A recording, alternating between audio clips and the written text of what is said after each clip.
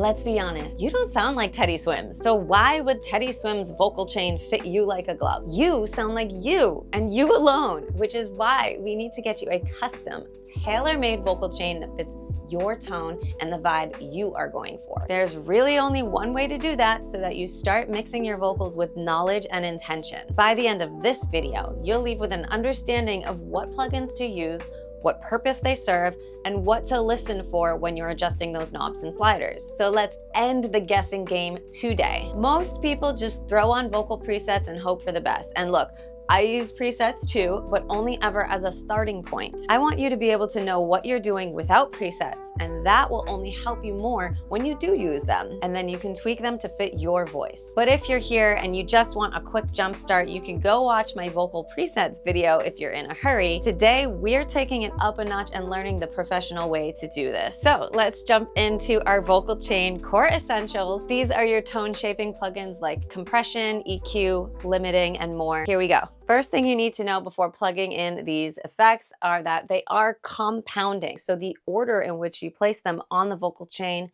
does matter. It would not be recommended to put your reverb before your tone shaping plugins, but don't worry, you can always just reorder the plugins like that. Each plugin you add sets the next one up for success, and that's why Soundtrap puts Vocal Tuner before everything in the audio tab. In the professional music production world, tuning is actually considered part of the editing phase. So our vocal tuner is put out right in the front before the effects even happen. So if you are singing, go ahead and toggle this on. If you're rapping, use it as an effect or don't use it at all. You set your key right here and then listen to your vocal while adjusting the amount to decide how much you want. If you want a hard tuned effect or if you want it to sound more natural. It's been years now, it's clear now, I was right to leave. I don't think this is a T-Pain country song, so we're gonna dial this way back. I want the more natural sounding tuning. Already we're customizing it to your taste. Then we're gonna click over to our effects tab and let me clear these out. All right, starting from nothing. I always start with an EQ. We have a few plugins in Soundtrap that are EQs. Like this equalizer plugin kind of looks like what you might see in your car stereo. This would be like the treble and the bass. You've also got a 2-band EQ, much more simpler EQ, parametric EQ, the brighter knob, and the visual EQ. All of these serve a similar purpose, but I like visual EQ the best. Some people actually put a filter in the front. And what this will do, if I put it in the front, we have the high cutting nothing, and then we have a low cutting, maybe up to about 50 hertz. The average human doesn't really hear under 50 hertz.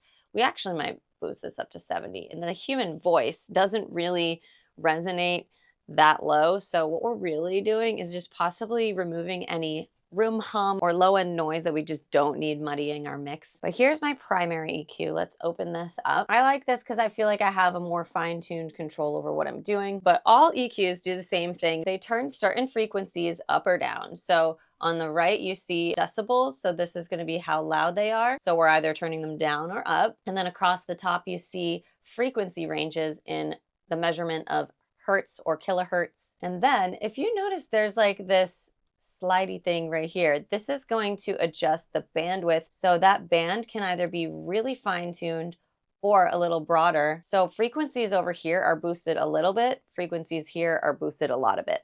So this is going to be your tool of choice. If you're hearing something frequency-wise in the low pitch area, mid-range, or high pitch that is either resonating really loud, kind of annoying, and you want to turn it down, or if you feel like something is missing and you want to give it a boost, we can do that with this. When working with EQ, think about it more like frequency ranges rather than individual pitches like A, B, C, D, E, F, G. Even though you might sing like a C sharp, the voice and all instruments have what are called harmonic signatures, kind of like a subtle spread of harmony that the ear translates into tone color, like brightness, muddiness, tinniness, or boominess. Male voices tend to have more harmonic presence in the low mids, while female voices tend to have more presence in the high end. My voice is very present in the high end, and I noticed that I do have a little bit of a nasally sound that resonates around 3000 hertz. I know that from experience. For my EQ settings, I'm going to turn this down around 3K, and I'm going to narrow that band a little bit so I don't lose too many frequencies in that area. And then I do a tiny boost of the high end, not too much, because that will give us that very shiny pop radio sound. I tend to have a lot of stuff in the high end, but I maybe lack a little bit in the mid-range, so I give myself a little bit of a boost in the mid-range. Really subtle adjustments here, guys. And by the way, that low cut that we did, we can recreate it right in here just by doing this. Same exact thing. So this is my personal setting. I would mix a male vocal quite differently. Some guys might even need a cut in that low mid range. My approach to EQ is to address about 3 areas first: the low mid, the upper mid, and then the higher end. Listen to the voice and try to tune your ears into those sections of frequency one at a time. Ask yourself, how does the low mid area sound? Is it perfect? Is it too loud? Or is it too quiet? If it feels like there's not enough body, turn this area up. How does that high end feel? Do you want more feeling of sparkle or air? Or is it already sounding kind of thin? Because if it is, you don't want to boost the high end very much. Those 3 areas will shape your main sound, but then step 2 of EQing is to find all those annoying frequencies and cut them out. Is something sounding like it's ringing? There is often a collection of too many frequencies somewhere in the spectrum. And sometimes it's not even your voice that's making that sound. It's like something in the room is causing it to ring out. To pinpoint that frequency, which is how I found my annoying frequency is 3K, I do something that we call the search and destroy method. So with this little dot here, I'm going to drag it all the way up and I'm going to fine tune this really narrow.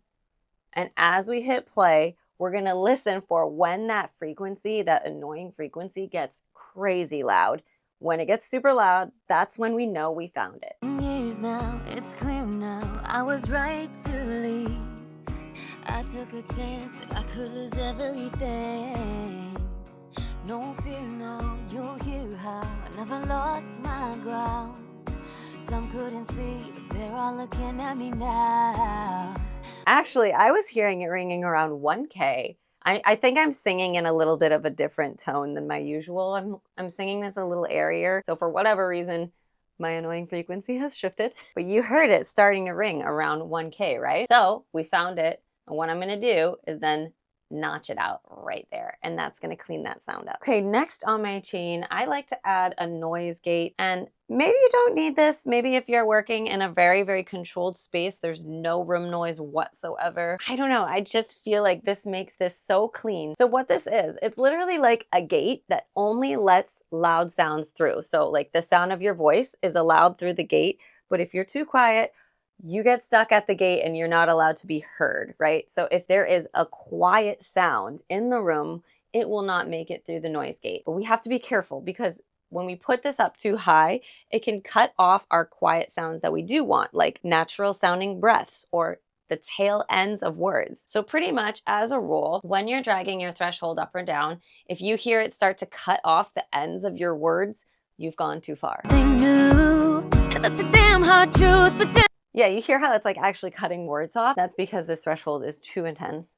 damn you do. Sorry, this denim isn't as blue. Back in the day. Like right there, okay. I say the word as back in the day, and it's the as is kind of quiet, so it's cutting it out and it's not letting it through. So as long as I can hear that as, I think that'll be a good setting. So let me try it. Isn't as blue.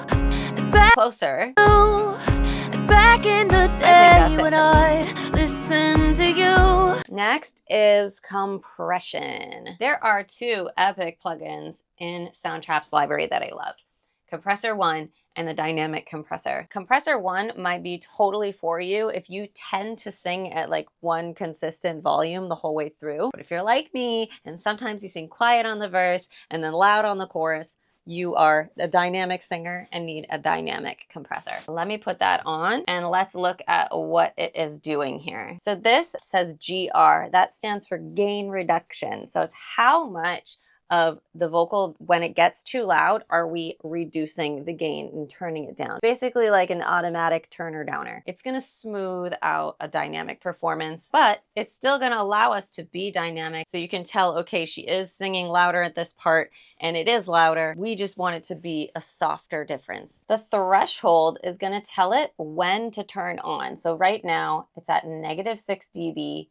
That's saying when my vocal gets louder than -6 dB, start turning things down. The attack is how fast it starts turning it down. The release is how fast it stops compressing once we go back to the safe zone. And the ratio, this part is super important. The ratio is telling the compressor how much to turn you down, right? This is how we preserve our dynamics. Soundtrap has us defaulted to 2-to-1, and I like that. I will keep it at 2-to-1. What this means, simply put, is for every 1 decibel that I'm singing too loud, turn me down 2 decibels. So if I'm caught singing -6 dB, it's gonna turn me down 2 decibels. If I'm caught singing -5 dB, which is 2 decibels louder than I'm allowed to, with a ratio of 2-to-1, it's gonna turn me down 4 dB. So I was singing 2 decibels too loud at a 2-to-1 ratio, that turns me down 4. You can change this ratio to a 1-to-1. So for every 1 decibel I'm singing too loud, turn me down 1 decibel. That's gonna be very light compression. A 3-to-1 ratio is going to be a much more aggressive setting. That's gonna really slam the vocal down, which is popular in electronic music. So try out those different ratios and see if you hear a difference. Try 4-to-1. You're mostly gonna hear it when you're singing pretty loud. If you don't hear anything, that doesn't mean you need to start turning some knobs. We want it to be subtle. If it is still sounding a little too dynamic, that's when I would recommend to start changing your threshold next. We can really simplify compression here by leaving the default settings. Keep it like 2-to-1 to start. Adjust your threshold and use your ears. See what sounds nice and clean and even. You're listening for the volumes of your voice to sound regulated and kind of close to the same levels. Okay, we should put our DeEsser next. This little guy is going to help turn down our loud S's and SH's. A lot of mics really do pick up the full frequency range, and S's can come out pretty prominently through a microphone. Sometimes they're kind of harsh, so the DeEsser was born. Now, it's defaulting to 7,000 hertz as the frequency of typical S's, but yours might be a little more high pitched, yours might be a little more low pitched. To find that, I recommend turning this threshold aggressively low and just listening for when it's really starting to do the work or when it's targeting the correct frequency. So just listen to your S's. If they start disappearing or they start sounding like you have a lisp, that means you found the right frequency. And then all you would do would be to turn this back up until you hear it just toning those S's down. Clouded sky on a dark night with no guiding star. I felt like that made me sound like I have a lisp, so I think I found it right away. I think I have a pretty high-pitched S, so let's turn this down a bit. A clouded sky on a dark night with no guiding star.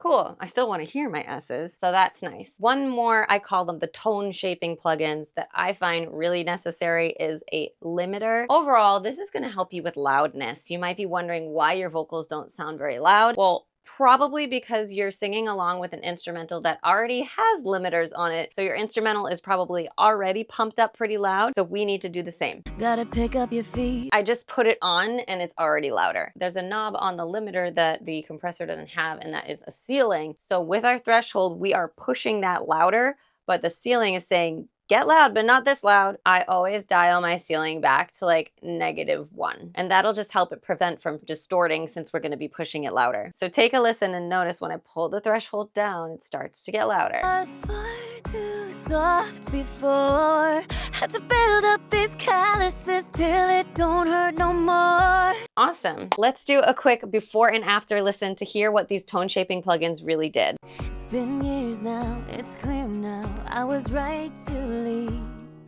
I took a chance that I could lose everything. It's been years now, it's clear now. I was right to leave.